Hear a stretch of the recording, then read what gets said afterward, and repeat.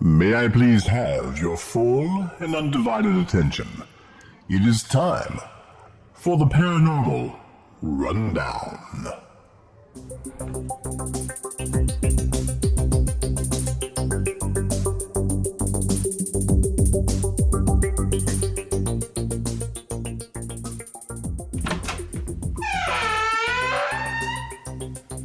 Hello, this is Cedric Dankwell-Smythe. I would like to take this opportunity to welcome all fans of the paranormal, the supernatural, the unusual, the entertaining, the terrifying, the horrifying, and those things that go bump in the night and in the daytime too. This is the one and only Paranormal Rundown, where the lads, the gang of nerds, choose from over 2,700 carefully curated paranormal topics. Did you know that you are an individual unit of consciousness? Did you know that consciousness is fundamental to all the universe? Did you know that Thomas Campbell wrote a book called My Big Toe? Well, tonight, the lads, minus JJ, discuss that book and the philosophy of Thomas Campbell in great depth in the very first Paranormal Rundown Breakdown. It's a breakdown, all right. You need to stick around. That's the very best way to expand your consciousness, to expand your understanding, to expand your exposure to My Big Toe, and to me, Cedric, the Psychic Butler. It's a breakdown. It's a breakdown. It's a breakdown. It's a paranormal rundown breakdown. It's a breakdown. It's a breakdown. It's a breakdown. It's a paranormal rundown breakdown. It's a breakdown. Hello, this is Vic Hermanson of the Paranormal Rundown, along with my colleagues, Father Michael Birdsong, Dave Griffith, paranormal investigator extraordinaire, and our behind-the-scenes genius, Josh Birdsong. You've heard the Paranormal Rundown. You've heard the Paranormal Rundown Smackdown. Tonight, you're going to hear the Paranormal Rundown Breakdown. I'm really surprised at how flexible this whole Paranormal Rundown idea is. It can go all kinds of different ways. Tonight, our leader is going to be Dave Griffith, because he came across a thinker, a philosopher, a physicist, a mathematician, someone who has introduced to the world a set of ideas that says the basis of reality is not material stuff, but consciousness.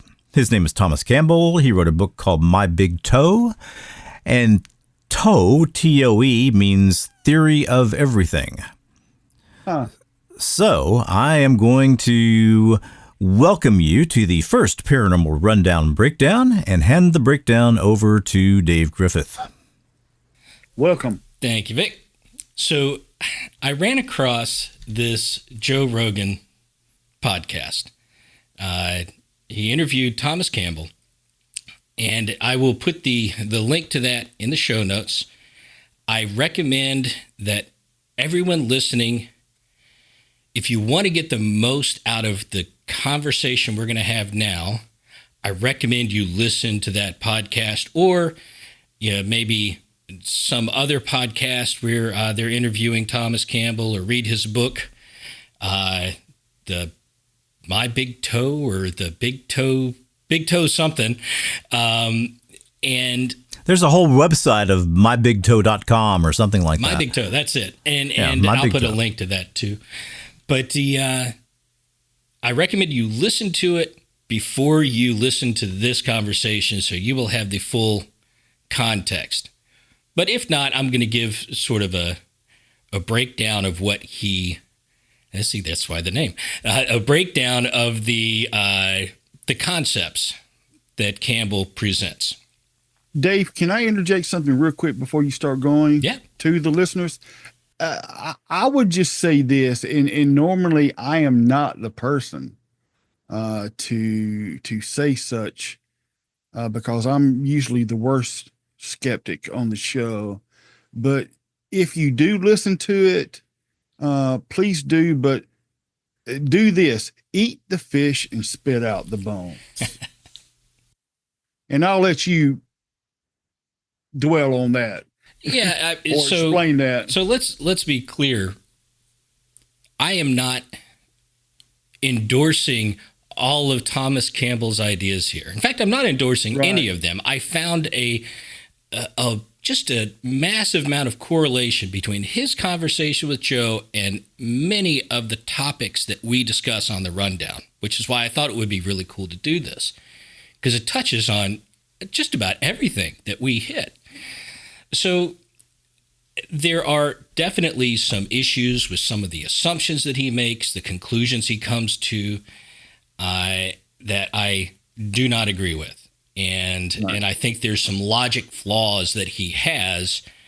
Now, I haven't read his book, and maybe it's more flushed out there, and he's just making a synopsis and leaving parts out in what he presented on the podcast. But either way, the big picture of what he says, I think, is fascinating, and that's what I'm focused on. So the big picture is starting, and what I've done is I've taken his whole podcast and just created what I think is the framework that he is following. The big picture is there's a consciousness. That's the starting point of everything.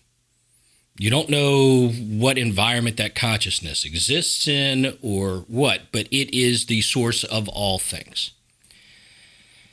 That consciousness feels this need to what he calls reduce entropy. Entropy. Yes. Reduce entropy and create more order. Later on, he talks about this as evolving towards a state of love. So in order to accomplish this, this consciousness structures within itself, basically sort of like an information system. What he describes is very much like the logic we use in developing programming languages, programming structures, internal structures, memory, processing, and so on. So he creates this sort of logical structure within itself, all made of consciousness, and then it starts isolating parts of itself within that structure and creates simulated universes or virtual realities. And what Campbell calls these are reality frames, or I shorten it to RFs. But so a reality frame. So when you hear me say reality frame, we're talking about a simulation, a simulated world or universe. Each reality frame has different rules. You have one that is the physical reality that we experience every day. That's one reality frame. A different one is for when we're dreaming, that has much more flexible rules. He talks about a reality frame that we go to when we die, and waiting to go to other reality frames, I guess. So each one has different operating rules that you experience. Now, in order to be efficient, now this was really interesting, and I know we'll come back to this. The reality frame, like many program simulations that we have, it only renders what's necessary. And it's based on a probabilistic model when it renders. So he uses the game No Man's Sky as an example. Now, can you stop for me, who has no idea what No Man's Sky is? Yep. So No Man's Sky is a video game I spent a ton of time on. It simulates our entire universe. It has all these worlds, all these planets around them, or suns, all these planets around them, create star systems. Your goal is to get to the center of the universe. And so each planet has resources that you mine. It has little AI robots that are environmentalists that attack you when you try to mine stuff. It has 3 different major races of aliens that you interact with, and you study their archaeology and go on little missions, and you have space battles and stuff. It's actually, there's a lot to the game, but it's also very kind of peaceful. It's got this, it's sort of music and sounds, and it's very relaxing. Or it can be. So obviously, when you're in a game and you land on a new world, it's not like it keeps that world rendered in the background all the time. It only renders it when you reach it. And it only renders the things that you see. So, well, it has to keep some kind of record, low resolution record of what's where. Correct. Okay. So there is and this is where, not to pick everything apart, but this is where some of what he says falls apart a little bit in terms of the rendering.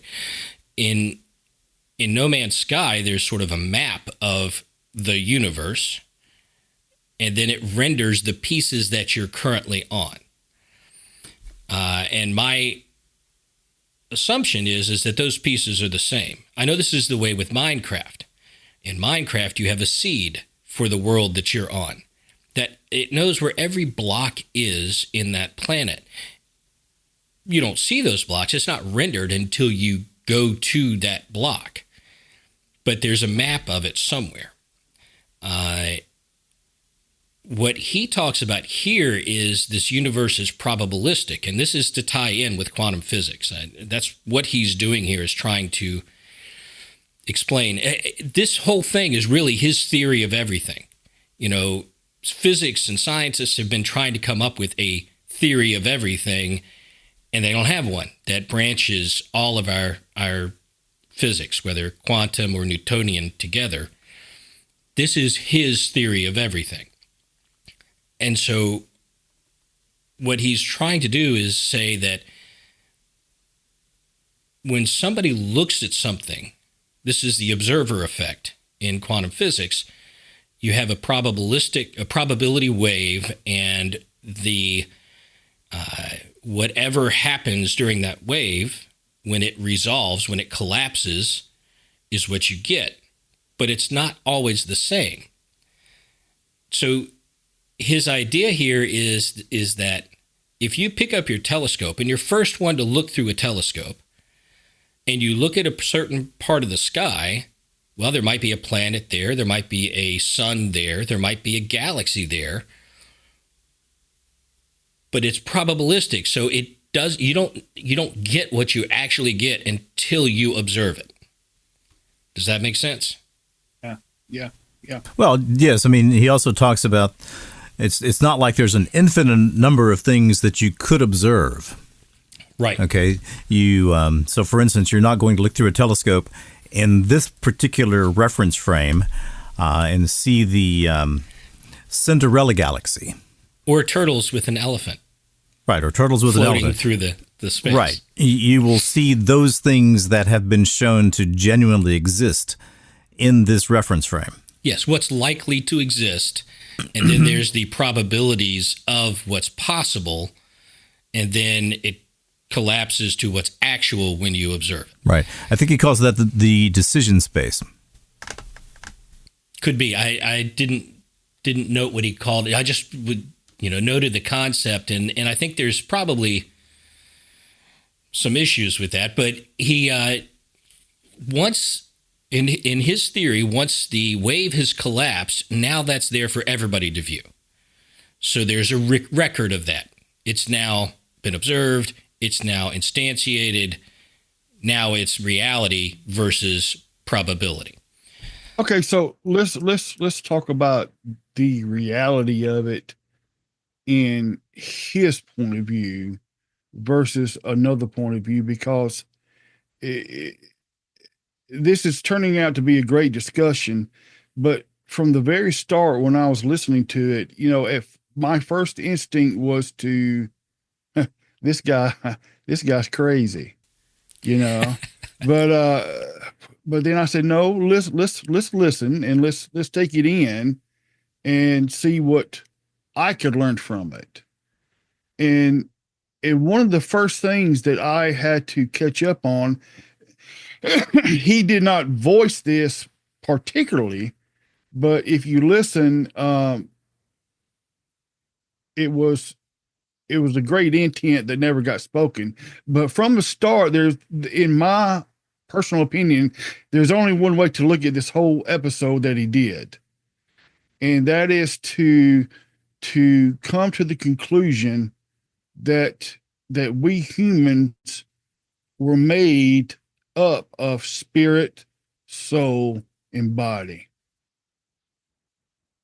He calls it something else. He talks about on this level or this plane or so on and so forth. But and he also mentioned out of body experiences. Let's put a pin in that because I want to explain his part of that. Okay. And then we'll come back to it. Okay. So they have the reference. Yes. So the next thing, so that sort of describes the environment, this simulation. The next thing is this consciousness creates what he calls individual units of consciousness, IUOCs. And that's what connects to these simulated universes, these reality frames, and they learn to grow and thus reducing the entropy. I keep saying empathy. I don't know if that's a Freudian slip or not. They keep reducing the entropy and moving closer to love. But the unit that's the person that is experiencing these reality frames is the individual unit of consciousness. That's us. Each of us is one of those. Now, each reality frame has an avatar that the unit of consciousness uses to experience it. So that would be like, he uses World of Warcraft. That would be like your character in World of Warcraft. That's your avatar. You're running around as a horde or a human or whatever. So it has avatars, and that is what the experience is managed through connecting that avatar to a data stream. The data stream is the equivalent of a life within that reality frame. That's where the experience happens, right? The actual information that is done. That's the experiences, the thoughts, memories, etc. So data streams are important. The avatar has two different ways to experience these data streams. The first is through the intellect, right? That's the logical, analytical side of your consciousness. And the other is through intuition. And, that's the logical side. That's through feeling and just understanding things naturally.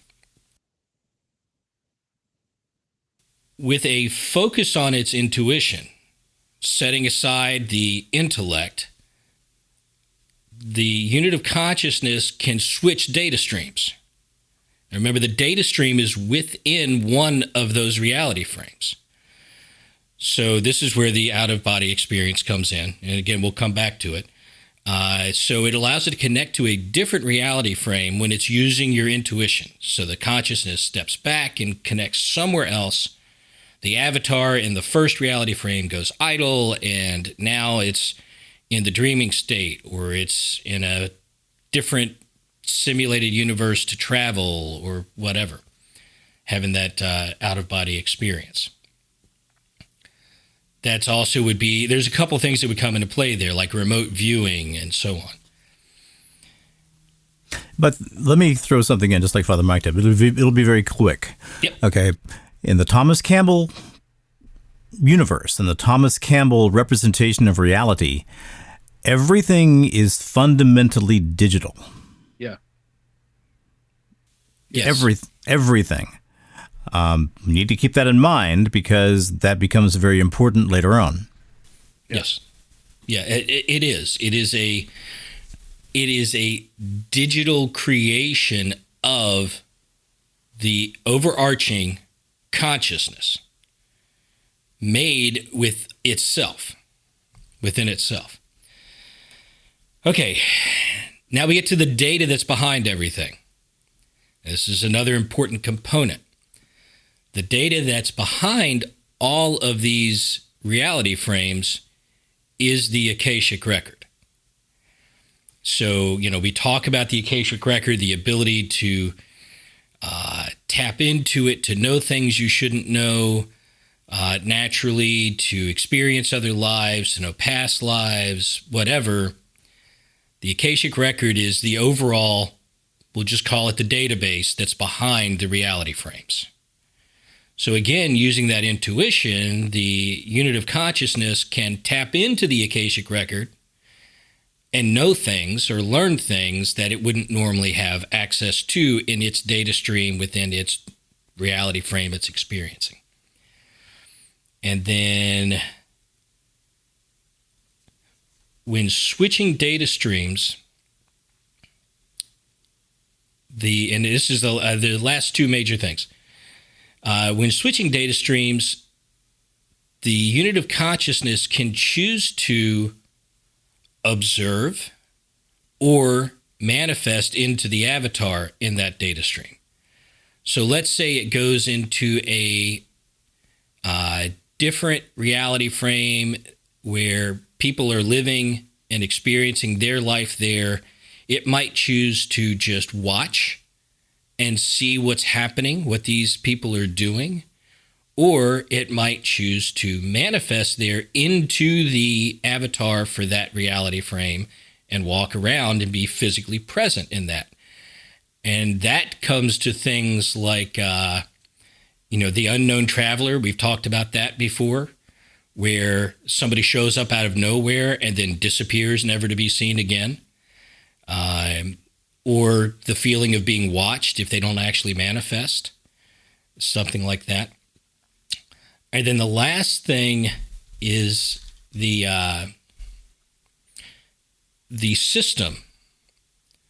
Again, there's a goal here of these consciousness existing, the units of consciousness existing, and the goal is to learn and to grow closer to a state of love, right?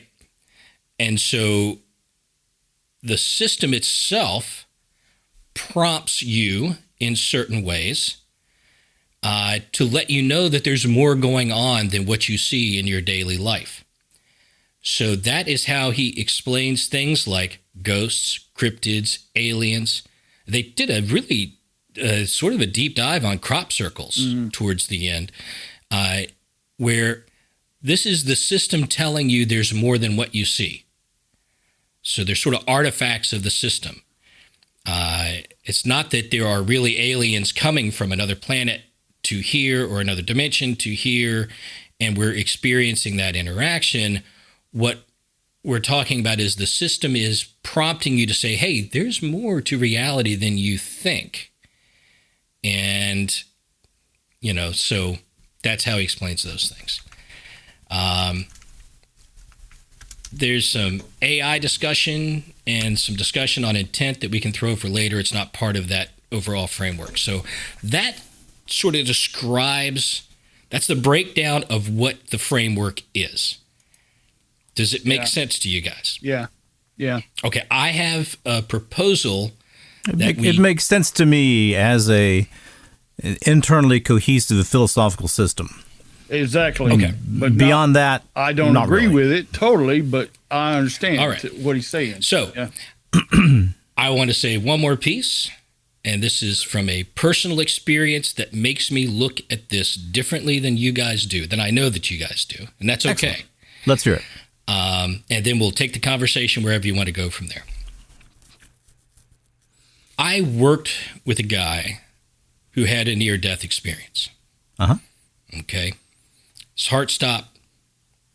Thankfully, they recovered him. He had a pacemaker put in. But when his heart stopped, he died. And he had an experience with God. Now, I don't remember all the details of the experience, but what I remember the most was it gave him an understanding of God before God created us. How so? Okay. He said, here's this image in his mind of God all alone. God is all that there is. And God being extremely lonely. Yeah. Okay. Because all he had was himself. And so God took from himself Yeah. and created man Yes. to experience himself more fully, to experience life more fully, to have other experiences and lives. But note what I said. He took parts of himself to do that. That is no different than this theory. And What Campbell will not do, because of his educational background, I am cross that line. sure, Do it. And personal he preference. will not cross, and he makes this point, to not use any religious terms because he does not want to step into religion. But I see this consciousness that he has described as nothing more than God. And And these units of consciousness that have created within God, all he is describing is the process by which my coworker described God doing because he was lonely.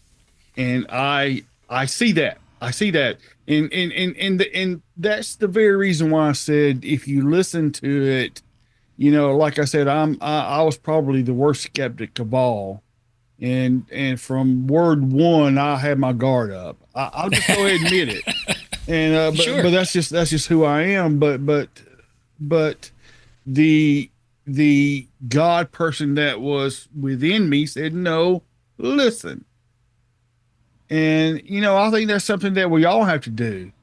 And that's why I say eat the fish, but spit out the bones.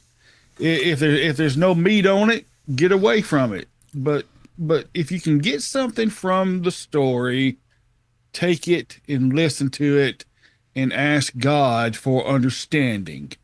And I tell you guys, that is basically the way that I did it. I mean, I even told you last night, you know, this is how I had to look at it. And, you know, I have no reason to go on a bashing trip over this guy because, you know, number one, he made me think. Mm-hmm. You know, that's something right there. Well, If you can there say is something a to make me think, yeah, go ahead. There's a certain level of arrogance in some of his statements that True. he catches himself. Now, he Yeah. does step back and go, well, I'm not telling you that is the answer. Yeah. I'm saying that could be the answer, but there is a certain dismissal of other ideas that you can tell that you get with scientists sometimes, you know. Well, and he's done something that I think is actually pretty important. He's built himself a playground True. Yeah. that he can play anywhere he wants, Good description. Yeah. and he can explore mentally the possible explanations of that part of the playground. absolutely. No, I think that's what's the beauty of it. Mm-hmm. Right? That's a lot of fun. He has created this construct that he can bounce all these ideas off of and say, well, does this fit? Well, maybe it doesn't. Now, what he says is that he has backed up all of this from years of astral projection. And that is a Right, which is the scientific standard for the entire scientific community. Yeah, yeah, exactly right. But I want to touch upon that too. But if you guys will indulge me for just a moment, I mean, I only have like 5 or 6 statements to make, and I think it will add to this. But No, absolutely. I'm happy to indulge. the way that I had to look at it, as I said from the beginning, is I had to eat the fish and spit out the bones. And I got to be honest with you guys. There was everything that was in me after the first 5 minutes to cut it off. Well, that's probably the common reaction. I mean, but I couldn't, because I'll be honest with you, God would not allow me to do that. And for those of you that do not know me, I'm a priest. So, but when I started listening, I said, okay, I got a choice to make. I can look at this and bash it from the beginning, or I can look at it in a way to give me, as a creation of God, a deeper knowledge and an insight into the scientific non-Christian side. You with me? Mm-hmm. We have a lot of Christians that are scientists that are proving everything of the scripture correct, but we still have those that are afraid to cross that line. And that's what Dave said. But from the very start, to me personally, there's only one way to look at the whole interview, and that is spirit, soul, and body. And that's the way that we were created. And even to the point, he also mentioned having out-of-body experiences. But see, hang on. Let's, before you go there, spirit, soul, and body. Let's talk about that. Okay. Well, so the body being the avatar. True. Right? Yes. Okay. The spirit being, what would that be? Would that be the data? No, that wouldn't be the data stream, because you switch data streams. Well, no, it would be the data stream per se. It would be the, let's call it the Borg. Okay. The Borg, the one part that connects everything together. Everybody. Yes. That would be that the would be spirit. the connection to the system. Yes. Essentially. And the soul would be, which the Borg, IUOC. Yeah, exactly. The individual unit of consciousness. And that's a very key word to think about in all this too, because everything that I'm about to say has a lot to do with the individual. I don't think from his perspective, there's really any need for the idea of a soul. You are let me see. You are an IUOC, an individual unit of consciousness, and that given the task of minimizing your particular entropy, and I almost said empathy too. Sorry. But of your particular entropy, and really, that's the only reason you exist. But see that individualism there that you just mentioned, that that would initiate the soul, because the spirit connects you to the Borg, if you will. The body, the reality frame. The body is your avatar, as he puts it. But the soul of man, the mind, the will, and the emotions, is that individual. Now he equated a lot that all individuals are the same, and I disagree with that. But let me get back to you. But when he starts mentioning out of body experiences, that really caught me, because that takes place in the spiritual realm, or in the realm of the Borg, so to speak, because we have to look at this. We are not, every one of us are not computed beings living in a virtual world where we're made in the image of God as living beings with our unique makeup according to God's purpose. So even though he's got us all connected to the Borg, if you will, you with me? Mm-hmm. You may have been assimilated, but my resistance has not been futile. Beautiful, Father. And I don't care how you look at this whole thing, and I'm blowing my notes way out of the water. I'm just going to throw them away. But the major thing that I disagree with him with is he equates that plane, that astral possession plane, that out of body plane, that we're all experiencing the same thing. That's totally false. Because look at it. I don't care what you experience. We as a creation, a human, a spirit, soul, and body, we may go to the same place, go through the same trauma, if you will, or go through the same testing, if you will. But there's going to be some difference between you and me. I don't think, no matter how minute, I got the same out of it. I think that what he's saying is we're all made up of the same thing. Yeah. Because we are all made up of a portion of this universal consciousness. Not that we all experience the same, that we all are the same, but we are all made up the same. So just like my buddy said that God made up us as parts of himself, we are all made of God. True, and which would translate to be in the image of God. True, and that's why but see, in the image of God now, he created male and female, right? There's a difference between those. And there's also a difference between you and I. But and see, there's only a difference between those in the world. True, but that, you know, he talks about our consciousness a lot. Remember? And how our consciousness is collectively connected. Well, that can't be, because our consciousness may be a fundamental thought. You with me? But it is not necessarily a physical state. Well, in his world, nothing is a physical state. True, and that's why it goes beyond.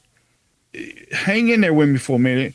That's why it goes beyond this whole study. It goes beyond sight and smell.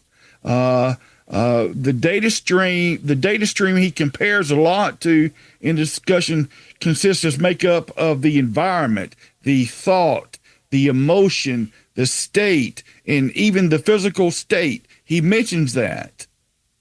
But you and I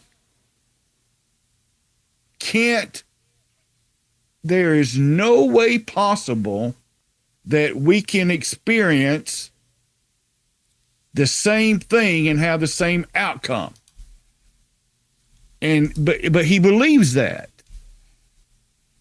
I may have got it wrong.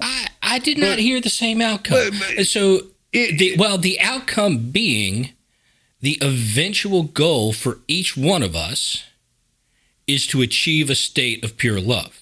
True. And that brings up another thing. But that's why I lost my train of thought. Give me just a second. Well, while you're thinking, Vic, to your point around not needing a soul, I think if Campbell were here, he would say, I'm going to totally put words in his mouth, what you're calling the spirit and the soul is one thing, and that is that individual unit of consciousness. The connection to the system that you call the spirit is just implied. That's just it's not necessary. The unit of consciousness is able to connect to the system. It's a part of the system, so it's not a third part. But I think he would say that the IUOC is what we call the soul. He does mention. Does that make sense, Vic? It makes as much sense as anything, but he thanks. He doesn't stipulate that there are these aspects of a human. Okay. In fact, I mean, let's just be honest. There are no humans. There are only IUOCs, and there are only as many of those as the system needs to to minimize entropy as much as possible. Yeah, I didn't add that to there. That is a good point. Yeah, I mean, right now we got 9 billion or so, or 8.5 billion on the planet, and there may be IUOCs elsewhere. I don't know, but there definitely in his world comes a point when more is just unnecessary overhead. And he's applying a concept that's valid. Right. Their systems do reach a point to where if you add more, it becomes less. I totally get that. His knowledge of his justification of why we're at that point now or close to that point is completely baseless. Well, I mean, let me make it that's true, because everything in this world cannot be analyzed. It can't happen. You can try. Happen. You can try, but you're always going to come up with something different. Mm-hmm. And that's one of the things that I so disagree with, because the intellectual part of man, he mentioned the intellectual part of man several times. Well, the intellectual man can prohibit the paranormal. And when I say paranormal there, I'm talking about the understanding of spirit, soul, and body. All right, hold on. You said he can or cannot prohibit? The intellectual part of man can prohibit. Can. What is it prohibiting? It's prohibiting the paranormal part of us. The spirit, the soul, and the body. He's got it right. He's just got the names wrong. But he's trying to put all these things, he's trying to put the spirit, the soul, and the body of man into one group to discount one another. And you can't, it's impossible to do. I think the only thing that he's not breaking apart is spirit and soul. The body is the avatar. The body does not exist past this, what he calls a reality frame. Right. Whether you die or whether you're astral projecting, the body is no longer important. You're somewhere else. What's the thing that's somewhere else is that unit of consciousness. But the intellect of man, as he puts it, listen, the intellect of man, it must be balanced with the rest of our makeup, or we'll never understand. We'll never move forward. We'll always remain simulated into the will of the Borg. Hello, this is Avalon Leanne Dankworth's Live. I believe it's a good idea to include a few fair use audio clips of Dr. Campbell in this premiere paranormal rundown breakdown. Here's clip number 1. I'd like to get back to that, but I want to talk to you about intuition. Okay. Intuition is something that some people struggle with. Have you determined any psychological barriers that exist that might be a part of some people's personality or some people's way of viewing the world that inhibits them from correctly interpreting intuition? Absolutely. There's a lot of things that inhibit using the intuitive data stream. The data stream is available to everybody.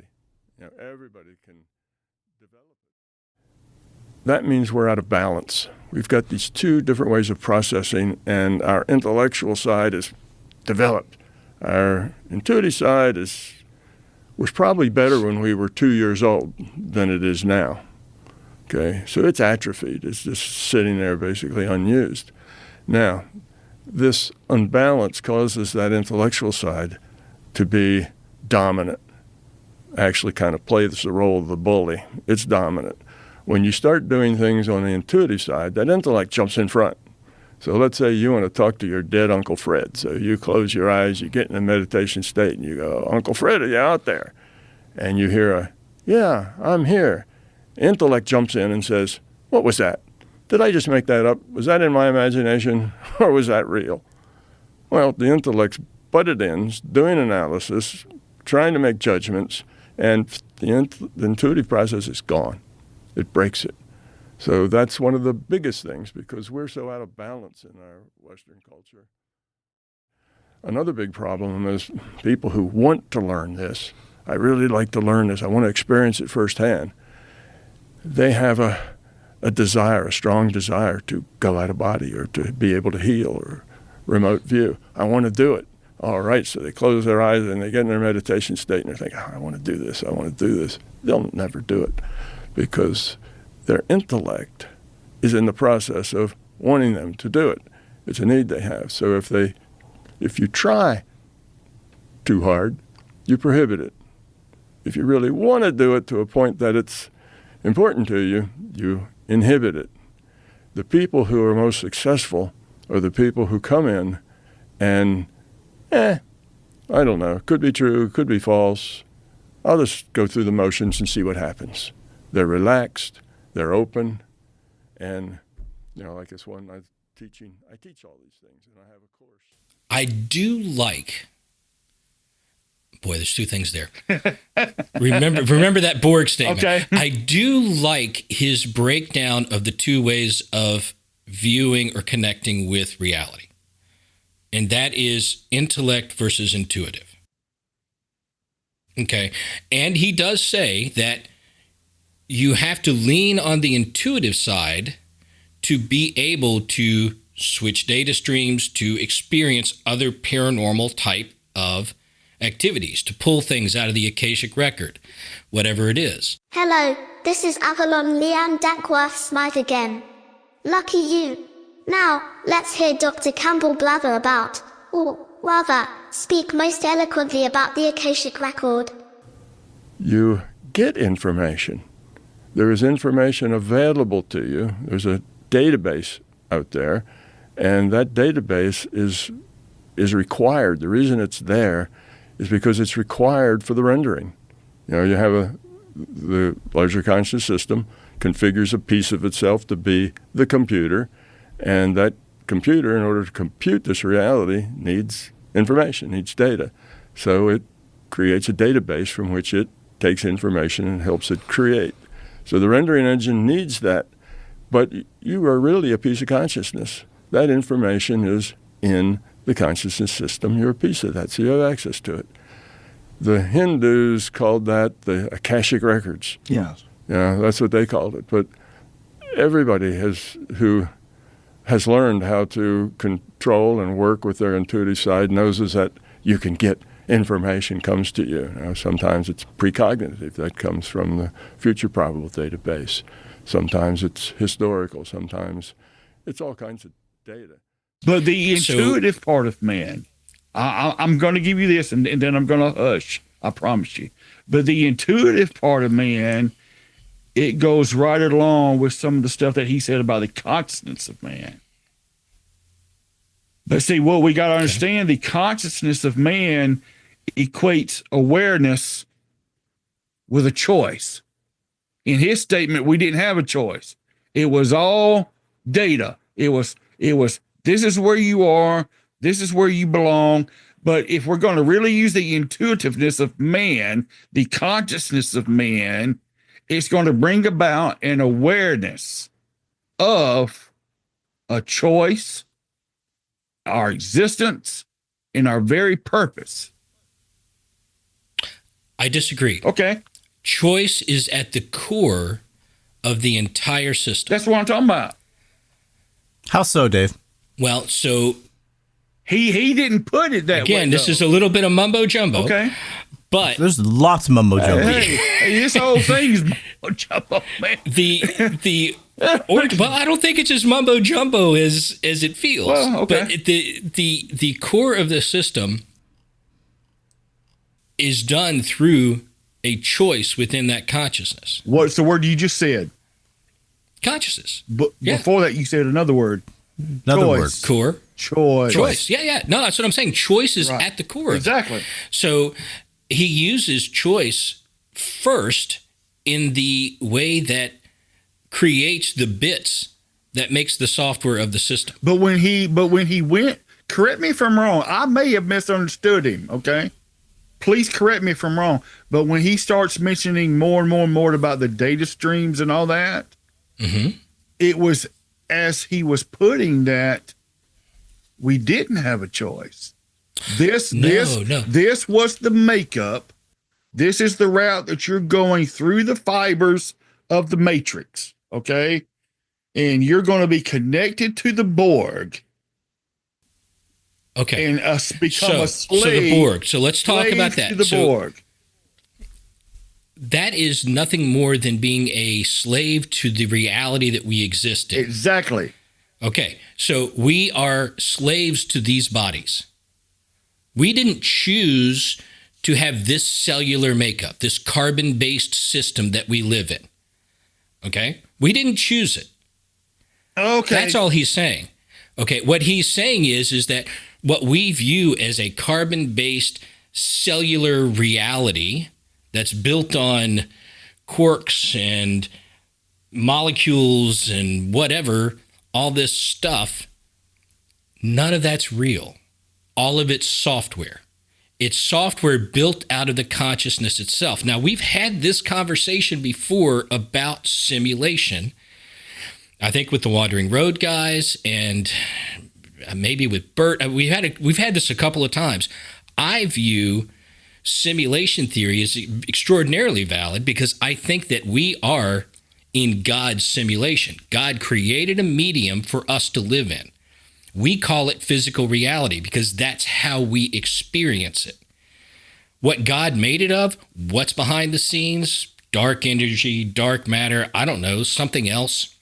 There's something we can't see, and we know that because that's why things move, Vic, without the amount of force applied to it in the real world. Something is happening in the system that we don't understand. Our souls are something that is made up of something. We have no clue how that works. But we have to come to that point. And he never said that. He never said that there's some things we're just not going to understand. He said it was all preordained. This is the way it is. This is the way it's going to be. That's the way I took we it. Aren't the, as you would say in the Matrix, we aren't the architect, right? We didn't design the system. Therefore, we only have so much visibility into what the system is. We can only see what we see using intuition. This is where the choice comes in. He allows for choice. The choice is to use your intellect and stay logical and only describe things you can physically see, hear, touch, mentally through logic and analytics describe, or trust your intuition, which says something else. That's a choice. Go ahead, Vic. They're not mutually exclusive. Exactly. This is true. Okay. That is one of the fallacies of the... Yes. Right. This is not, I mean, for instance, okay, I am probably, I'm not going to brag here, but it's the truth. I am probably the best Wordle player in the world. Oh, man. Boy, them's fighting words there. Yeah, but my lifetime average is something like 3.44. I don't use numbers. How often do you get 3 or less? Almost always. Oh, what are you talking about? I'm talking about Wordle. Which it's is a New York Times word. It's a game with the New York Times. Oh, Wordle. Okay. Yeah, Wordle. Okay, where you get what do you get? 6 guesses? I don't know. I'm never up there around 6. So. I don't even know what's up there. Yes, you get 6. I would fail summa cum laude.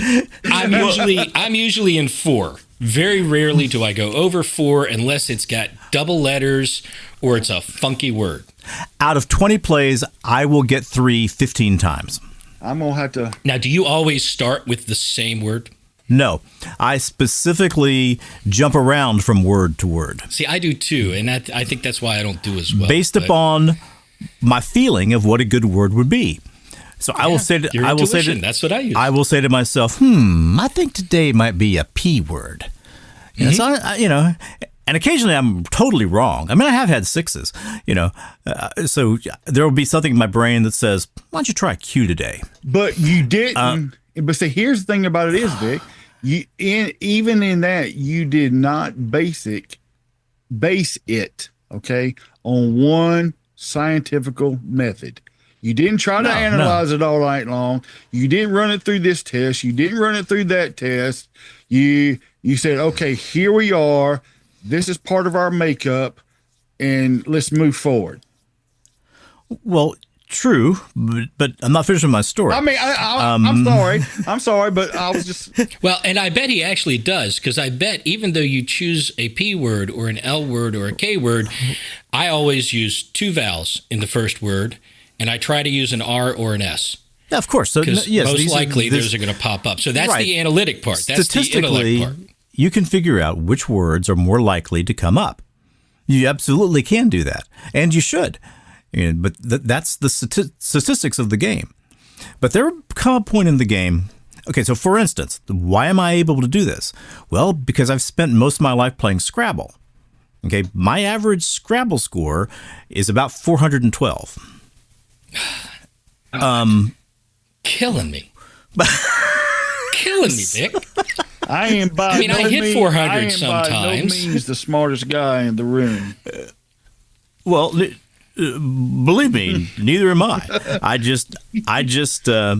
But there will come a point in the Wordle where I'll have 2 words, and I'll have, maybe 2, maybe 3 letters, and I'm just looking at it, and I'm sort of figuring out exactly what things might be, and then suddenly, bam, guide, or, paste, or frame, or doggy, or something like that will just pop in my mind. And I don't have any idea how doggy popped in my mind. But when I feel that feeling of, okay, that word's been given to me, I put it in. I bet you, Dave, 90% of the time it's correct. Wow. Very impressive. And I don't have any, but the thing is, it's not something I'm doing. Now, it could be that some part of my mind is kind of working where I don't really know that it's working. But it really does feel, in Thomas's favor, like there's some part of the universe that says, throw him a doggy. True. There is no question in my mind, in my low average 357 Wordle score mind. Y'all got Josh laughing his ass There off is back there. no question that there is something real about intuition and intuition-driven decisions, phenomena. I mean, the paranormal is steeped in intuition. But it can't. It can't be separated, though, Dave. It cannot. Everything of the, let's say, the spiritual realm. Okay. I'm always going to go back to this.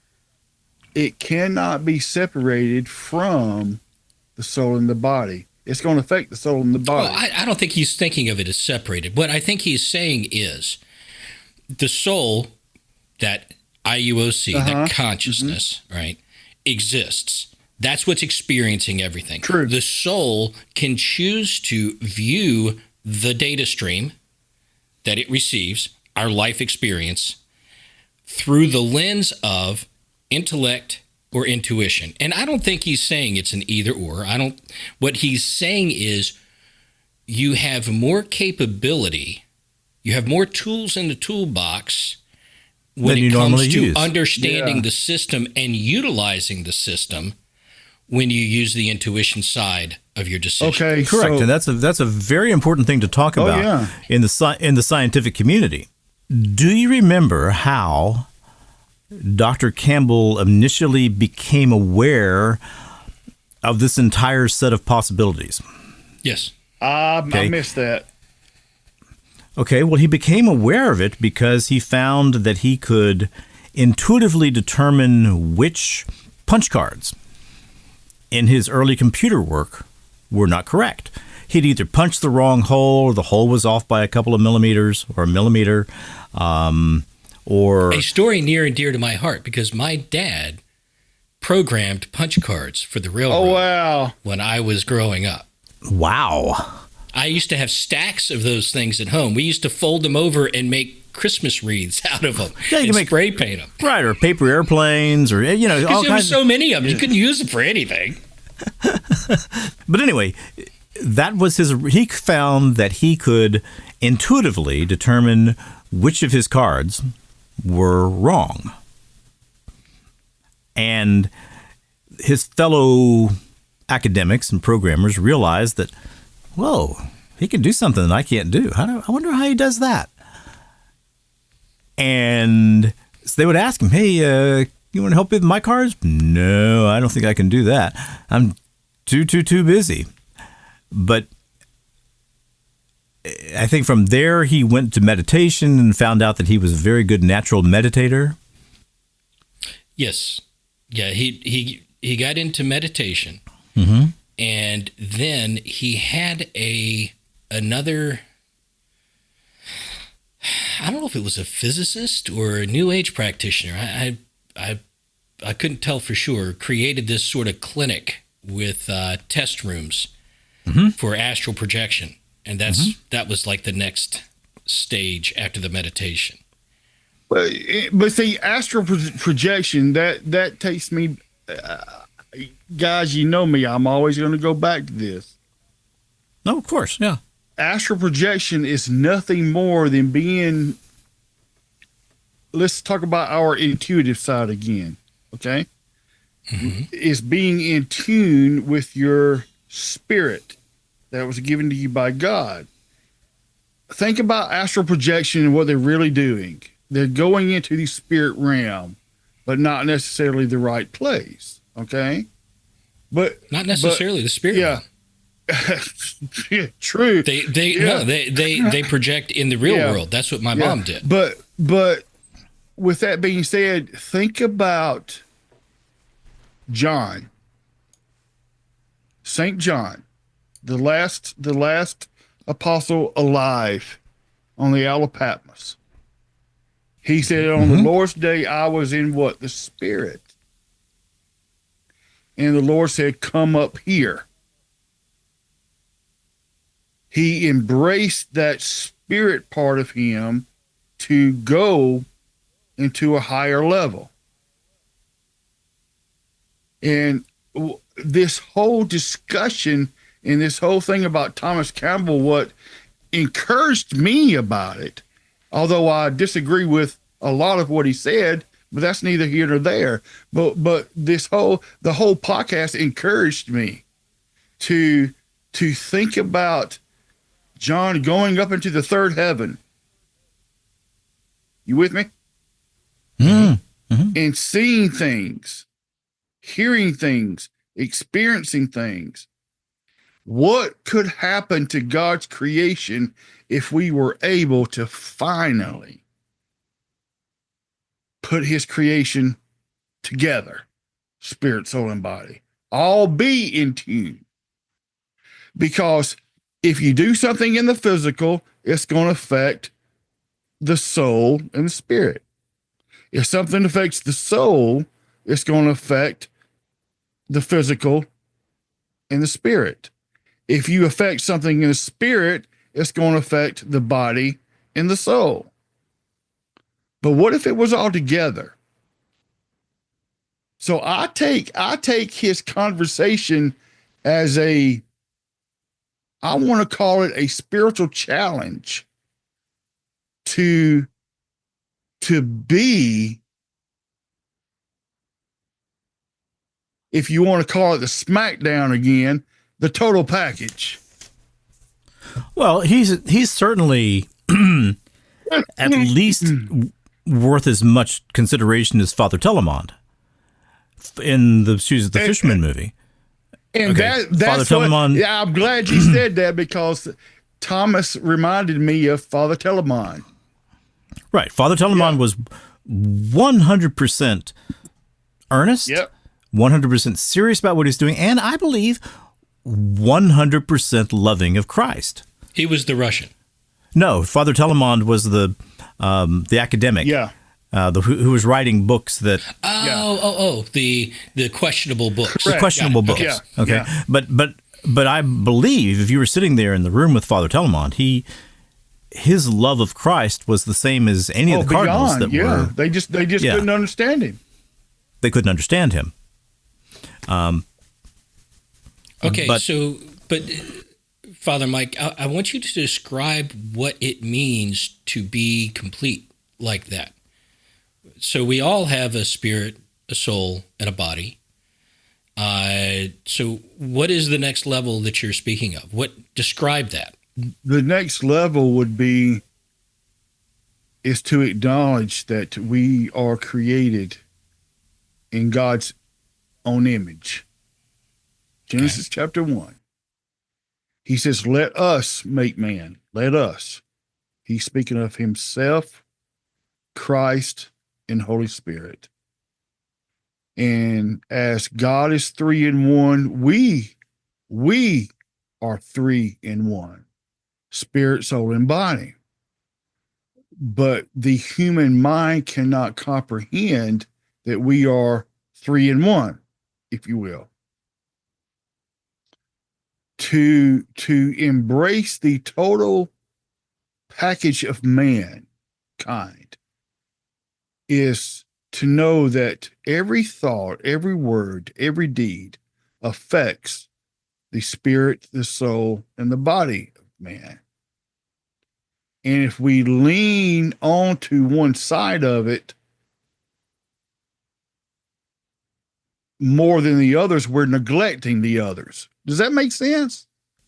That makes sense to you? I totally get it. Makes perfect sense. Yeah. Now I want to put that in a Thomas Campbell perspective. So conscience, as Thomas put it, it equals awareness with a choice, a state of existence, and a purpose. And that phrase affects all 3 parts of the human race. The choice, the state of existence, and its purpose. If we understand if we can grasp the purpose, it'll be a whole lot easier to understand the state of existence of where we are at that time and the choice we're making. And what do you think the purpose is? I think the purpose is this. He said many, many, many times, Vic, while I'm going here, find the Bible and turn to 1 Corinthians chapter 12. 1 Corinthians chapter 12. I'm just going to do it digitally. Yeah, he mentioned many times that the whole purpose is to lift us up into a greater level of love. He mentioned that many times, right? That purpose, that whole purpose of love cannot be undertaken by man unless it's taken through the whole of man.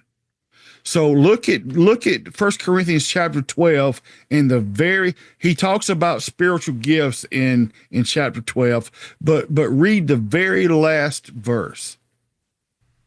The very last verse of 12? Let's see. Now eagerly desire the greater gifts. Right. And then he says something about... Mine says, but earnestly desire the greater gifts, and I will show you a better way. A still more excellent way. A still more what? Excellent way. Excellent way. Okay. This is an ASB. Okay. So that's great. That's what I wanted to hear because it doesn't end there. All right. Now read the very last verse again, Dave, and read verse 1 of chapter 13. All right, and I will show you, let's see. But earnestly desire the greater gifts, and I will show you a still more excellent way. 13 is titled The Excellence of Love. Yep. If I speak with the tongues of men and of angels, but do not have love, I have become a noisy gong or a clanging cymbal. And see, right there is the difference. Right there, he's speaking not only in the spiritual realm, but he's wanting us to understand the soulish realm and even into the physical realm. of that greater desire, that greater gift, that greater calling, that greater level that Thomas Campbell was talking about. I don't even think he understood what he was talking about the whole time. But he preached. He see a direct correlation. One of the greatest messages I think that I've ever heard, because I ate the fish and spit out the bones. Okay, good. So you think that, like he does, the purpose is love. The purpose is achieving a greater state of love. Because that is who God is. God wanted, from the very beginning, God wanted relationships. Let's face it. That's why he created us. What's one of the greatest things each and every one of us of the human race desire? We may not ever marry someone, but we desire relationships. We want friends. I agree. We want brothers.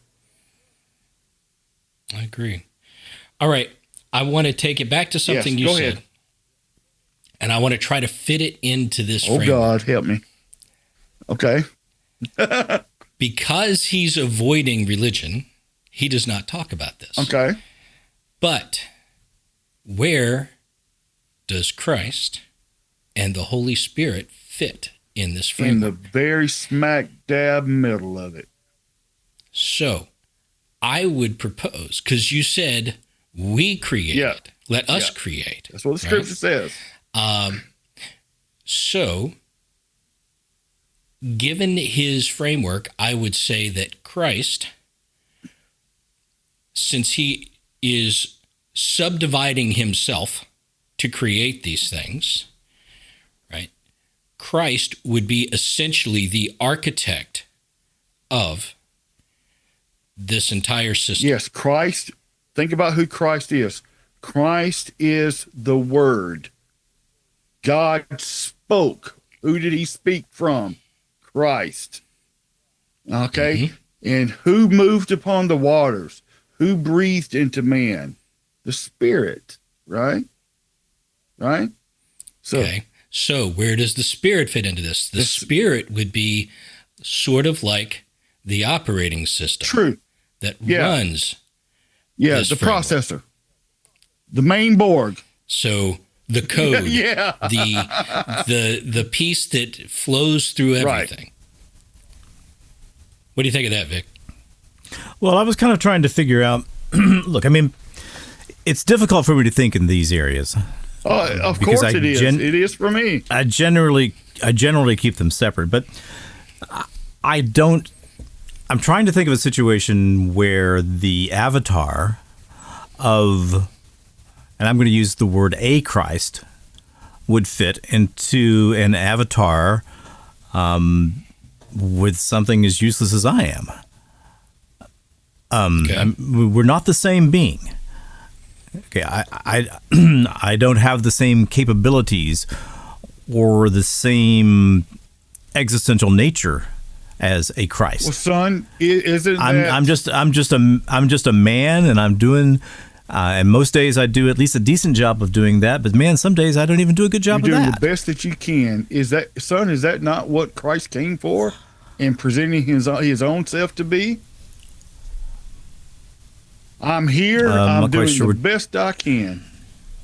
I'm doing my best to fulfill my Father's work. That was Christ. Same thing of you. You're here. You're doing the best that you can. I think that's a great question, Vic, because I don't see a problem with it. When you log in, because I know you're such a big gamer, when you log in to World of Warcraft and you play an orc or whatever character you choose, you're much more than that orc is. Is that the game with Leroy Jenkins? Yes, it is. Oh man, those were good days. Do you remember? Leroy Jenkins? I tried using that one time with Beelzebub Jenkins. Oh, that would be great. That would be great. It didn't really work, but I did have the, here I go, I'm Beelzebub Jenkins. Oh, you're going to have to put it in here. You're going to have to put it in here, Vic. You don't got to start. Josh, you're going to have to introduce me to all these games. I don't know what the heck they're talking about. But for those who don't know, yes, Leroy Jenkins was a character, someone who, it was an avatar in World of Warcraft. It was a character being played by somebody who would join these massive raid parties, and they would kill the big bosses, and then he would go and loot all the stuff before the group leader could hand it out, if the group leader didn't specify leader only. Or he would go in the middle of a raid and just start killing stuff and get everybody wiped out. And he would say, Leroy Jenkins, and something else when he started. It was so funny. It's hilarious, Father Mike. You've got I don't know, 6, 7 guys, and they're or more, and they're these all are big raids, yeah. Yeah, and these are all hyper nerds. Oh, and these are people who they know their stuff. Oh, they know their stuff. These are serious raiders. So they're saying things like, "Hey, Jim, have you done the math on this?" And he goes, "Yeah. I see our success rate at 42.33% repeating, of course." God. And he said, "Now, Bob, remember, you're the one that's got the power to destroy this particular trap, so you've got to go in first." And so while they're talking, you hear this guy say, "Okay, chumps, let's do this." And he just starts hitting everything that he can, and then they all die. He says, Leroy Jenkins, and all the other guys are going, "Oh, damn it, Leroy." Who let him in the raid? Oh, that's funny. Oh, man. Those were good days. Howdy, everybody. This here's Beelzebub, former minion of evil and current color commentator on multiple paranormal podcasts. I'm getting actually quite popular out there. Well, I'm sorry you had to hear Vic over there embarrass himself trying to sound like me. I hate it when he does that. Hey, he's a pretty good old boy, but man, sometimes he steps in it way up to his knees. So when you're getting ready to destroy somebody's gaming campaign, and you're gonna hear your name, you gotta say it like this. You gotta say, Beelzebub Jenkins. Now, let's hear the original. I believe that's a good idea. Okay, guys, these eggs have given us a lot of trouble in the past. Does anybody need anything off this guy, or can we bypass him? I think Leroy needs something from this guy. Oh, he needs those devout shoulders? Isn't he a paladin? Yeah, but that'll help him heal better. He'll have more mana. Christ. Okay, well, what we'll do, I'll run in first, gather up all the eggs so we can kind of just, blast them all down with AoE. I will use Intimidating Shout to kind of scatter them so we don't have to fight a whole bunch of them at once. When my shout's done, I'll need Anthony to come in and drop his shout too, so we can keep them scattered and not have to fight too many. When his is done, Bass, of course, will need to run in and do the same thing. We're going to need Divine Intervention on our mages, so they can AE, so we can, of course, get them down fast, because we're bringing all these guys. I mean, we'll be in trouble if we don't take them down quick. I think it's a pretty good plan, and we should be able to pull it off this time. What do you think, Abdul? Can you give me a number crunch real quick? Yeah, give me a sec. I'm coming up with 32.33, repeating, of course, percentage of survival. Oh, that's a lot better than we usually do. Alright, chums up. Ready, guys? Let's do this. Leroy Jenkins! Oh my god, he just ran in. Save him! Oh, gee, stick to the plane! Oh, Jesus. Let's go. Stick to the pledge, Stick to the plane! Oh, gee. Oh, fuck. Give me Divine Intervention! Hurry up. Shout. He's saying I can't cast! I can't move, am I lagging, guys? I can't move! What the hell? I can't hear you! Oh my god. The eggs keep spawning, more responding! I don't think you can cast with that shit. Well, but the thing is, I know I'm having fun with Leroy Jenkins here, but there are things that are very appropriate to the real world that he doesn't talk about. Yeah. Like rogue avatars. Yeah. Okay. You know, you get an avatar in the system that for whatever reason is prone to not obey the rules. Okay. Let's and talk those about are probably that. the ones that bashed the snot out of him on Spotify. But anyway. So the question would be, if God is going to partition parts of himself off as these individual consciousness units or souls, let's just call them souls. Mm-hmm. If he's going to create these souls and he's going to give them free will to make choices, right? That implies that they would all not necessarily make the choice that God Correct. Correct. Okay. Yes. If God's goal is to reduce entropy mm-hmm. and become more full of love, that's basically saying he wants all of himself to be full of love. Exactly. And he wants all. Okay, but with what you just said, though, understand, with him being love, remember the scripture, God is love. That's who he is. Mm-hmm. He created us of him. He wants us to be, that vessel of love. So that would imply that greater love that Thomas Campbell was talking about. That would imply that we are not necessarily just love like God. Oh, yeah, of course not. Yeah. So we have to achieve Yeah. that. And so the goal is to harvest as many souls that achieve higher states of love as possible. I disagree. I disagree. Throw the rest away. I disagree. The goal, if you will, is to be a part of the vine. Remember the Gospel of St. John? I am the vine. Yeah, I think you're saying the same vine, thing. you are the branches. We have to be, Mm-hmm. we have to abide in that vine. And those outside of the vine, what? They get pruned off. To get pruned. Yeah. Right. That's the same thing I just said. I didn't understand it. Harvest those that are full of love. Okay. All right. I'm with you. And throw away the rest. Right. It's the same. Sad. I guess this is part of my view of heaven and hell. I don't see God as I want to torture somebody for eternity in a pit of fire. I think it's like separation. That's the trash bin. Yeah. I mean, and you need to empty the recycle bin and they're done. When you think of hell, I view it. Wait. Go ahead, Vic. I'm not going to go there.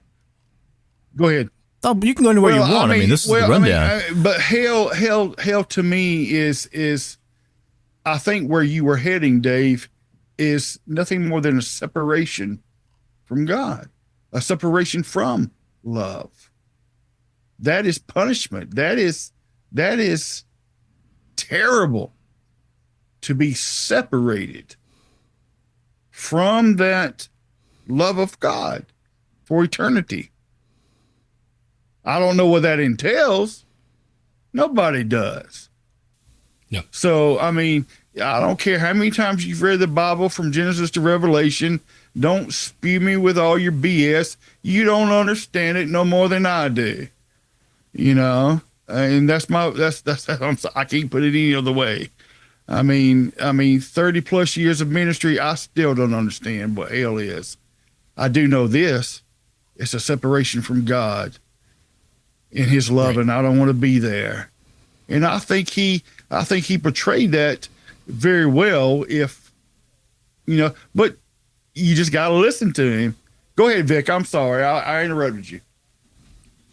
Well, now I've forgotten what I wanted to say. Sorry. But no, I think what I wanted to say was talking about emptying the recycling bin. I think you were going to say something about that. But see, to me, there's a very big problem in that. And that is that, in my view of the Bible, God promises absolute love to each one of us. Not to us as a collection, Okay. And that's one of the things that I find myself thinking about a lot. He offers it. Okay. He offers it. Okay. But I don't really think that it's ever withdrawn. No, it is never withdrawn. Think about it. He offers it, but is it always accepted? No, it's not always accepted. I'm looking at a woman. You know, occasionally I'll find myself in the areas of YouTube where I should just not go. Period. I mean, really, I should not waste any time there. Okay, it's the part of YouTube where they're showing these horrible court cases. Oh yeah. Okay. Yeah. You know, and so this is a woman who killed her 3 kids and stuffed them in trash bags and put them under the workbench in the garage. I would put her in a car, run her off in a river, and let her drown.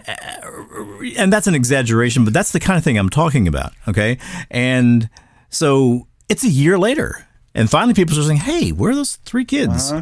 She used to have. And sooner or later, somebody gets in the garage and they find them. And I'm thinking, my God, what in the name of whatever you want to think of as holy allows something like that to happen? And then I have to stop and I have to say, he didn't. Well, I hate that, but if I'm going to, follow the religion and the theology that I've developed over the years, God loves her. Yeah. Every bit as much as he loves me. But you mentioned something very, very clear there, Vic, that backs up some of what I said about this. When you enter into that, and Dave, you wanted me to remind you of the Borg statement. So here's Borg again. When we enter into that Borg area and we're being simulated, if you will, we have a choice to accept or deny. And the same thing with that woman. Unfortunately, thank God I am not God. You with me? Thank God I am not God, because I would do real harm to that woman. But she did not choose love. Something within her, probably demonically influenced, and she did harm to her children, which is very, very unfortunate. But that decision she made is going to affect her whole being, because it goes against the makeup of God, which is love. Does that make sense? Yes. Yeah. Now, in the Catholic view of things, she would then potentially spend a long time in purgatory working through those actions. Well, or she could die in a state of mortal sin. If she died in a state of mortal sin, it would be too bad for her. Yeah, and I'm going to say that killing your 3 children and putting them in garbage bags rises to the level of mortal sin. So I would. Now, unless, of course, not today, but at some point, I would really like to know exactly where the doctrine of mortal sin comes from. That's a good thing to talk about. Look at Scripture. Dave. With that being said, between now and then, read Proverbs chapter 6.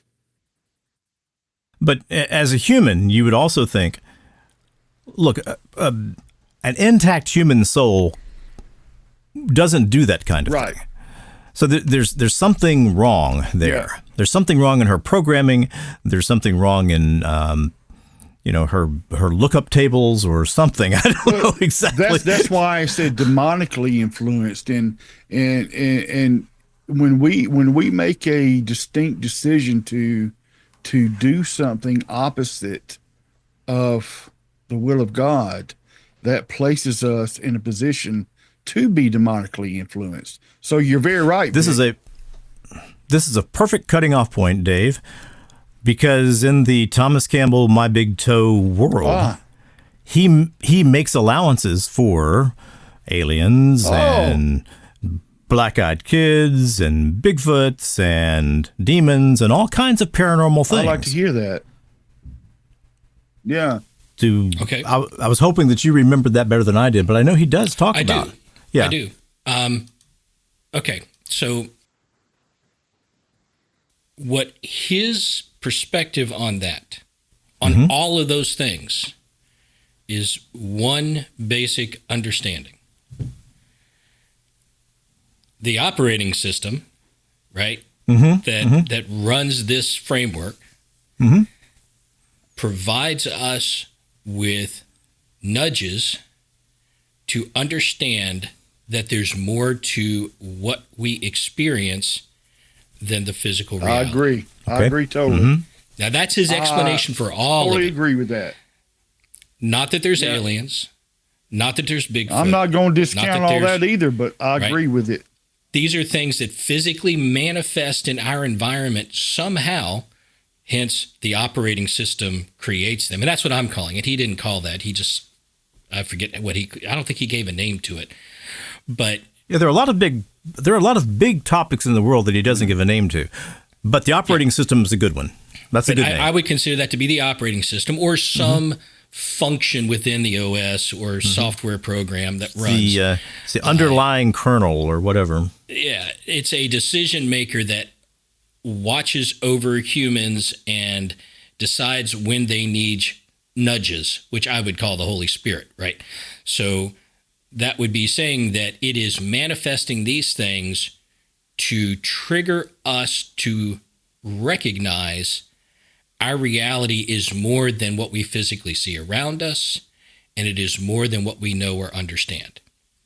That is his explanation for all of it. Josh just said murder is a grave sin that skips. Yeah, he was saying the same thing. Go to jail, straight to jail. Do not. Cool. Thank you, Josh. But before we end, Vic and Dave, I'm really curious, Dave. You wanted me to remind you of the Borg, so I you know me, I'm waiting on the explanation of that.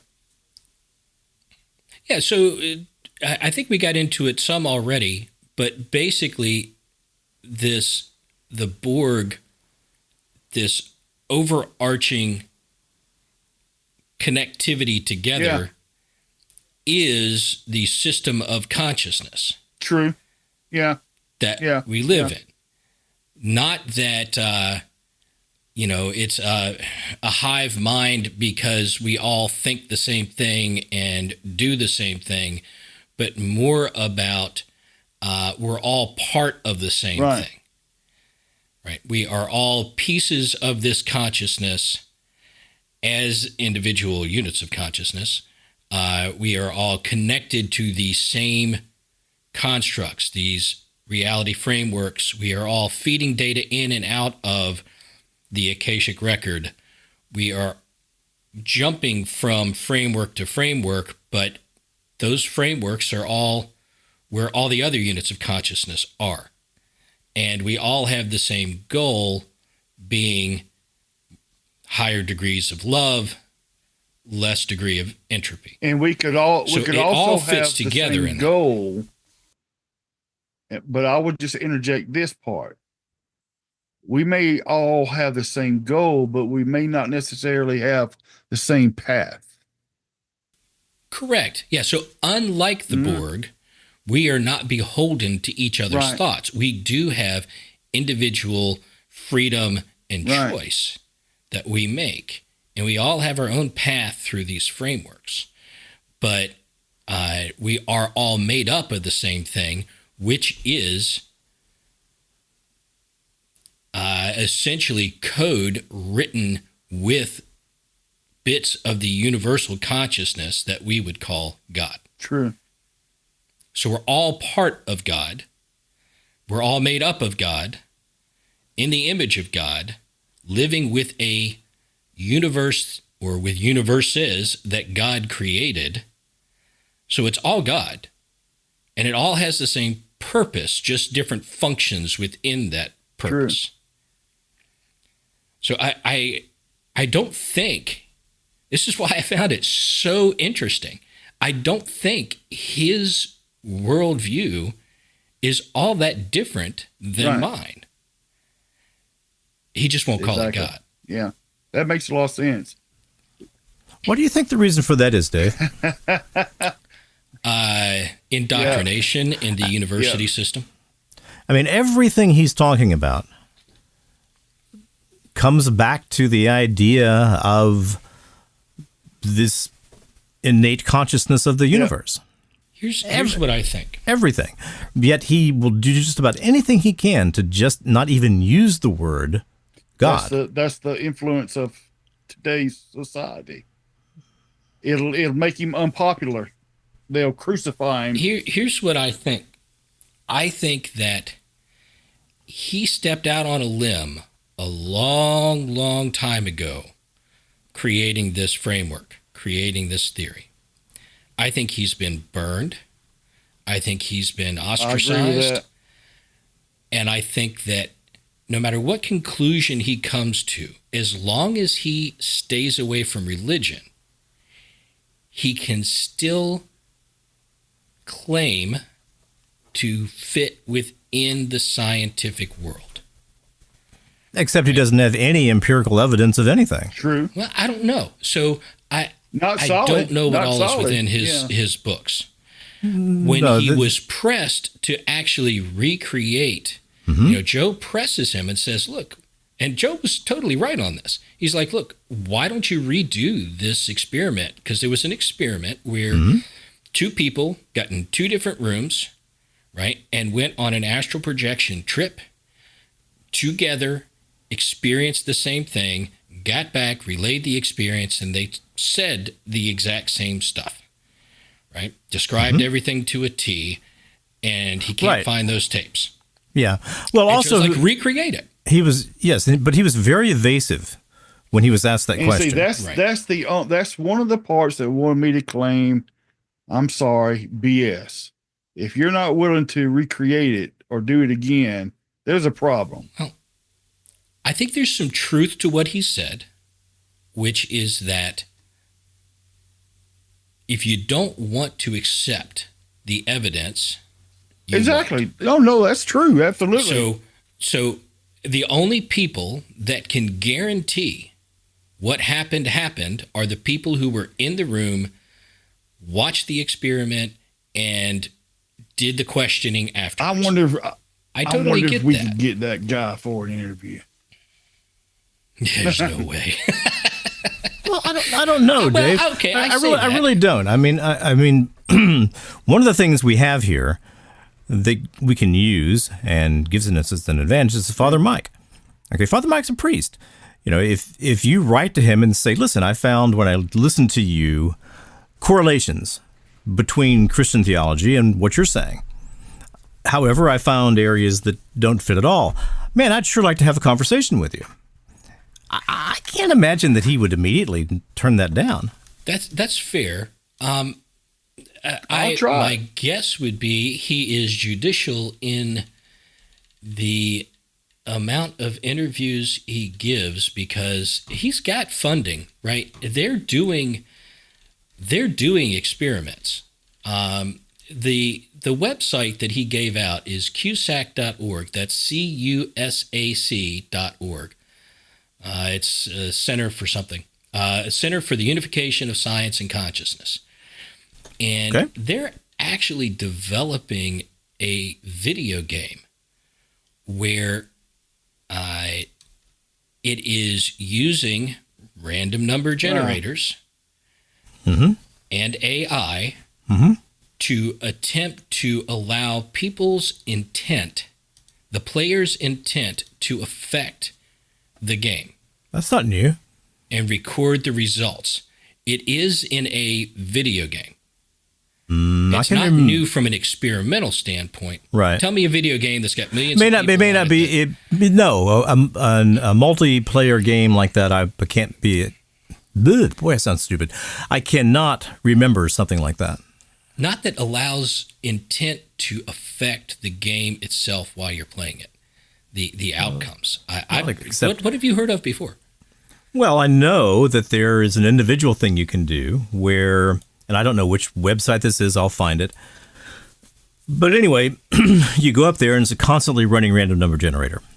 And your job is to stare at the screen and try to use your will to get more ones or more zeros or more left or more right or more up or more down.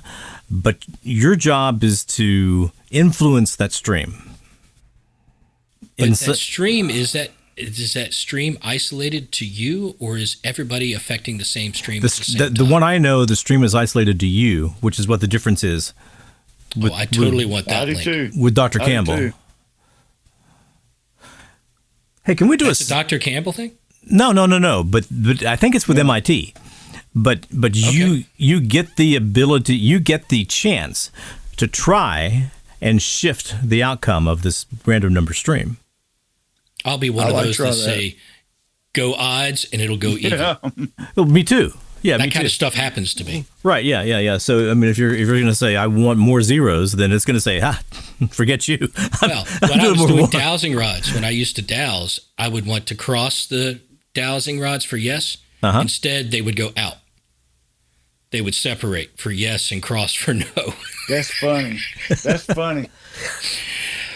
All right. Can we? Go ahead. Do you mind if we do it'll probably take 6 minutes or so, experiment using Father Mike? All right, I like it already. This is kind of like Gus, okay, where we were trying to influence the rundown list. Okay. Father Mike, I want you to open up an internet browser. Let's see. Any old browser. And I want you to type in Infinite Wordle. Infinite Wordle. Yeah, you can play the Wordle as long as you want. Infinite Wordle.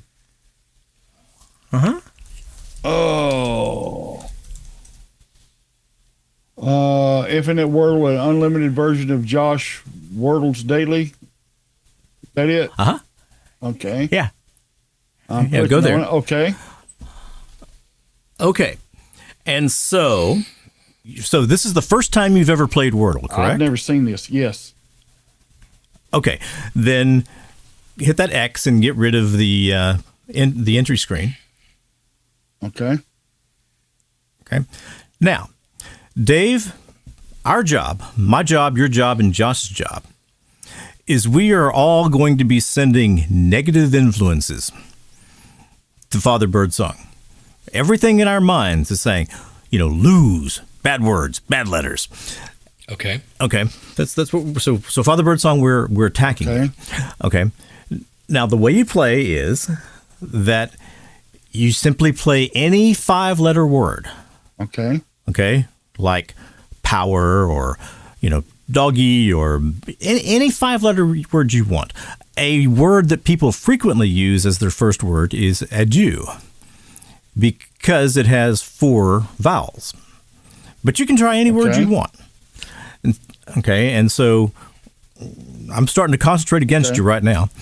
And so you need to find a word. Okay, so now let's set up the experiment. I just type in a word. It goes up into the first bracket. Yeah, and the goal is for him to get because we don't want to go through until he gets the word right? Just do the first one and see how many letters he gets right. I was going to play the whole game and see if we could look, because Father Mike's a very smart guy, and unless you think this is too boring, let's go for it. No. Understand how the game works, Father Mike. When you put the letters for the first word in, when you hit enter, it's going to show you green squares for the letters you got right. You've got it. It's the right letter in the squares for letters that are right but not in the right place. Mm-hmm. That means they exist somewhere else in the word. And gray or black squares for that letter is not in the word at all. And so then you go to the next block and you choose another word using those letters either in the same place if it's green or somewhere else. So it has to be a 5-letter word each time. Has to be a 5-letter word each time. Mm-hmm. Okay, so let me get my hate on here.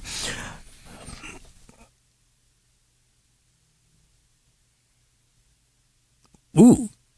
Oh, it doesn't like that it. word. It won't let you use Satan. Oh, we Okay. even let him. It's not even a word. Oh, Yeah, that's just wrong. Go ahead and hit the enter part again and see. Look what it does, Dave. Not in word list. Okay. Well, that was a successful attempt right there. Vic. That was a successful attempt right there. Okay, so you Pick got a to different- get type a rid of that different wording. word. You got to go. Same block. You got to back up down there at the bottom. There's a Yeah. like a backspace key.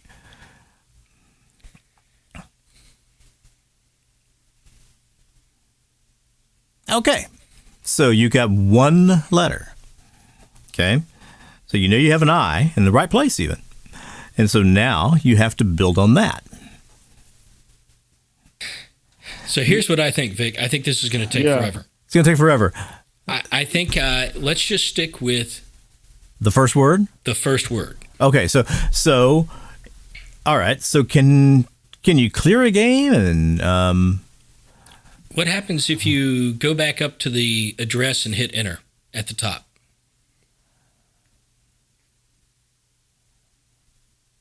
aha? There we go. Okay. Dave's got the mojo. So we're just going to do the first word and see how many letters you get right. Okay, so are we So we're going to keep blocking.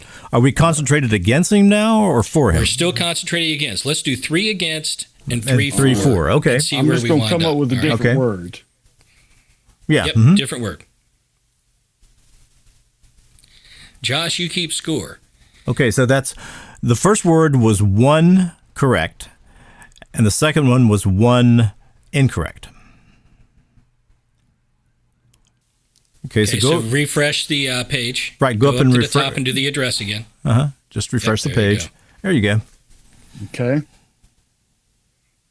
Now do another word. Oh, me.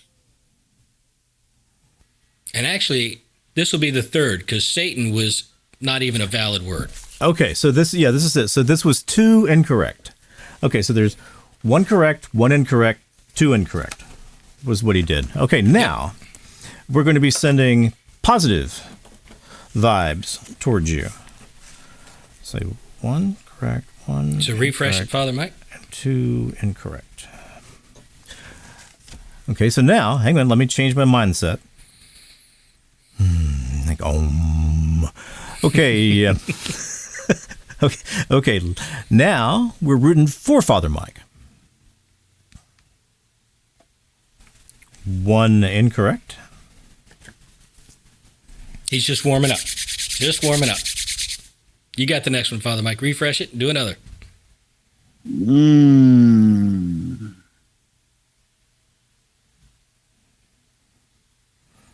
2 incorrect. Okay, so we're almost at a tie here. If he gets more than 1 right. Okay, so with a very small n, our positive thoughts harmed you. Failed. You- Father Mike, you chose. I did. you, no, you did worse with us rooting for you than you would do with us not I rooting. told you. That's how it works with me. That's how it works. The rest of you should root for him, and I should root against. Look, it's a really low end, but actually, I think this would be a legitimate test of intention. Yeah, I think let's say that you had a really boring day, and you could do this 100 times. And you had multiple people rooting for you or rooting against you. What would the change be there? Yeah. Now, this is where things get interesting with Campbell's discussion on intent. Because what he stated, and this is where the intellect versus intuition came in. The story he told, for those who didn't listen to the whole thing, the story he told was they were doing remote viewing, I believe. And he had a student who, I think it was remote, whatever it was some intuition test. They were trying to determine something with their mind that they could verify that was accurate or not. And this one girl got 12 out of 12. So she did 12 questions, got all 12 right, 100%. She was like, yay, hey, I can do this. She didn't think she was going to be able to do any of it. So she gets all 12 right. And then, because she thought she could do it, now she's thinking about it. Right. She's focusing on it. She's focusing hard. And no. Turns out she starts getting them all wrong. Right. And his thoughts are that you are using the intellect to try to focus on doing something that the intuition should be doing. Okay. And by using the intellect and focusing on it, wanting it so hard, now you're thinking about it. And by thinking about it, you block yourself. This comes back to you saying the intellect blocks the paranormal. This is exactly what he was saying. It's sort of like the Force, right? You use the Force. You don't try to use the Force. You just use it. You know, it's that kind of thing. So by trying hard, we might actually be creating a block for actually doing it. Now, in his story, it was about the person themselves blocking their own ability. But well, it's just like Well, me do you trying to remember- come up with the words a while ago. I was just focused on coming up with a 5-letter word. Nothing else. Well, we were focused on you doing better, and maybe that blocked it.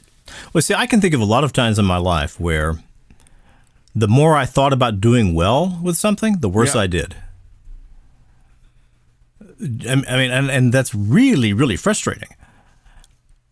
Because it's something you know you're capable of doing, but it's like your brain just makes you trip over yourself every time you try to do it. Yep. And this is, there's lots of people that have focused on this type of stuff.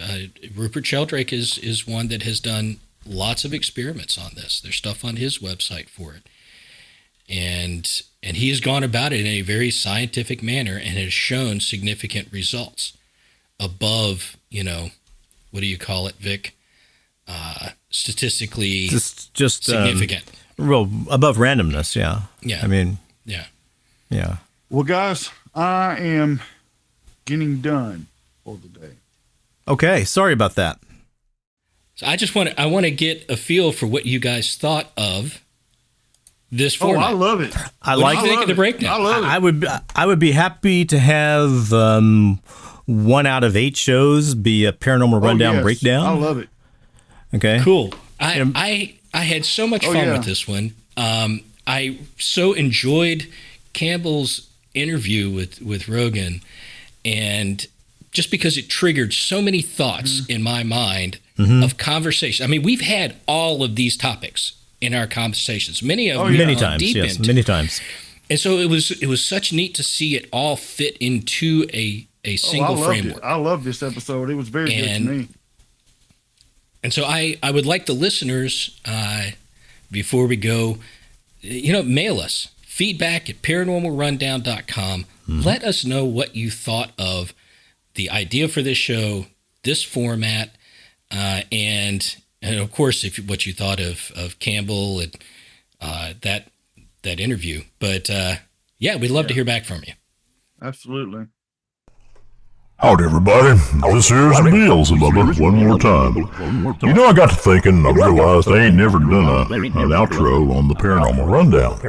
I kind of felt sad about that, so I got with Cedric and asked him if it'd be okay, and got with Avalon,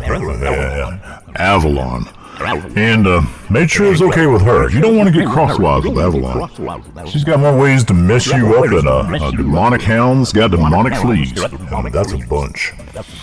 Anyway, the Paranormal Rundown is a production of the Gang of Nerds Media. You know they are. You know they are. Anyway, whenever they use any kind of media clips, and they did in this particular episode, those media clips are used under the protection of the Fair Use Doctrine. Any music in the show is produced by Lobo Loco, or Smart Sound, or is in the public domain. Alrighty. Gonna tell you something. Them Gang of Nerd Media boys are pretty good boys, but they need some guests. They need some people to help them out sometime. Now listen. Old Beelzebub knows, if you listen to this here show, you probably know some of that there paranormal stuff. You see, it's kind of like, devil dogs of a feather flock together, or, something like that. Anyway, I never get those dang things right, but Beelzebub knows they're out there. So anyway, why don't you give them a call? Why don't you send them a message at feedback@paranormalrundown.com. I can pretty much guarantee you they'll write you back about the same day. Maybe a day later. They get busy and lazy sometimes, but like we all do. But anyway, and if you want to be a guest on the Paranormal Rundown, see if you can put these boys to shame that you know more about them, more than 2,700 topics, carefully curated topics that is, then come on down. I don't know who was it said that. Be part of the rundown. Anyway, it was fun listening to the first Paranormal Rundown breakdown. And so, this is Beelzebub. I'm going to sign off until episode 18. Good night, everybody.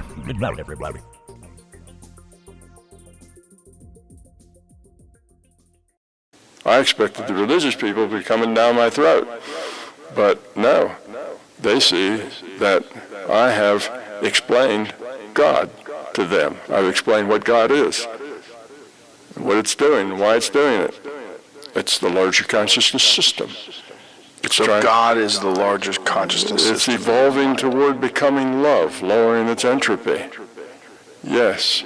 And that, we're chips off the old block, right? In the image, of God. Okay, we're virtual machines. Part of it in there. And you can go through all these other things, and it just fits like a glove. Matter of fact, I was giving a talk in Atlanta in a church because that was a cheap venue, and I had two doctors of divinity sitting in the audience, and I knew that it was the pastor and the assistant pastor of this fairly big church. So I put them on the spot. I said, hey, guys, you have doctorates in divinity. Tell me, what are the attributes of God? I'm not looking for anything that's dogmatic, I'm just looking for general attributes. What is God like? What are the attributes? And they huddled. In about 10 minutes, they came up with a list of like 6 things that were the basic attributes of God. Every one of them was a basic attribute of the larger consciousness system. So, what were those? Geez, now you're putting me on the spot there.